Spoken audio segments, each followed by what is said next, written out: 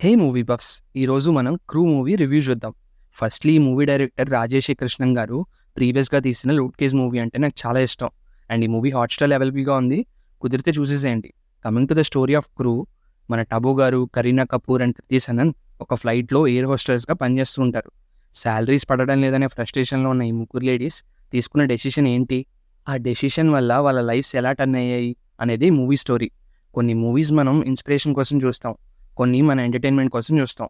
But యూట్యూబ్‌లో trolling videos, reality shows లాగా కొన్ని మూవీస్ అండ్ సిరీస్‌ని మన గిల్టీ ప్లెజర్ కోసం చూస్తాం.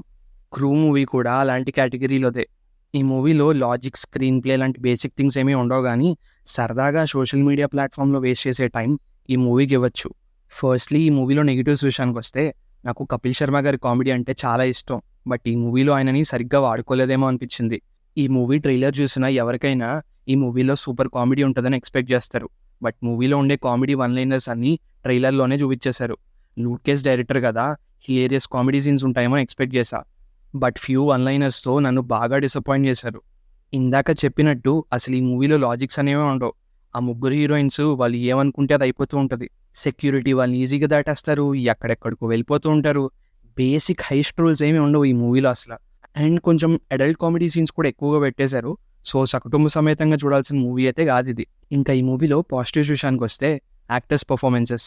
టబు గారు, కరీనా అండ్ కృతి చాలా బాగా చేశారు. ఎస్పెషల్లీ కృతి సనన్ గారి acting and her character in the movie నాకు చాలా బాగా నచ్చింది. ఈ మూవీలో ముగ్గురు బ్యాక్ స్టోరీస్ బాగున్నాయి. అంటే వాళ్ళు ఆ హార్డ్ డెసిషన్ ఎందుకు తీసుకున్నారు, దానికి రీజన్ ఏంటి అనేది ఇచ్చారు. అండ్ మెయిన్లీ ఒక లేడీస్ గ్రూప్ ప్రొటాగనిస్ట్‌గా ఉన్న 'lipstick under my burkha', 'four more shots' లాంటి మూవీస్ అండ్ వెబ్ సిరీస్‌లో కొంచెం ఆపోజిట్ జెండర్‌ని తక్కువ చేసే సీన్స్ అవి ఉంటాయి. బట్ ఈ మూవీలో అలాంటివేం చూపించలేదు. Also rich and poor conflict, Vijay మాల్యాని విజయ్ వాలియా అని పేరు మార్చి చూపించారు. Which is good. Finally movie buffs review for 'crew' is one time watch.